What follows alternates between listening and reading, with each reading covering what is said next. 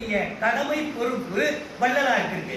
அதனால்தான் ஆந்திர சன்மார்க்கம் அணிபெற எனைத்தான் ஈன்றமுது அளித்த என் இன்புடை தாயே அப்படின்னு சொல்லி கடவுள் என்னுடைய தாயாக இருந்து இந்த ஆந்திர சன்மார்க்கம் எனக்கு இப்பொழுது இருக்கின்ற சன்மார்க்கத்தை அணிபெற்ற சன்மார்க்கமாக இன்னும் அது சுத்தப்படுத்தப்பட்ட சன்மார்க்கமாக புதிய சன்மார்க்கமாக 2.0 சொல்றோம்ல அது மாதிரியான ஒரு சன்மார்க்கமாக சுத்த சன்மார்க்கமாக சமய சன்மார்க்கம் மத சன்மார்க்கம் அதெல்லாம் மாறி சுத்த சன்மார்க்கம். நீங்க சமய சன்மார்க்கம்னா அந்த சமயத்துக்குள்ள இருக்கிறவங்க எல்லாம் ஒண்ணுன்னு நினைக்கிறது, மத சன்மார்க்கம்னா மதத்துல இருக்கிறவங்க எல்லாம் ஒண்ணு.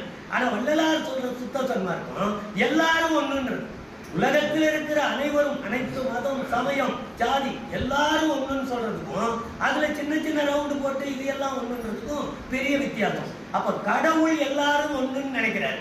அப்ப நாமும் அப்படி எல்லாரும் ஒண்ணு. கடவுள் சாதி பார்த்தோம் மதம் பார்த்தோம் சமயம் பார்த்தோம் அவர் அருள் கொடுக்கறது இல்லை.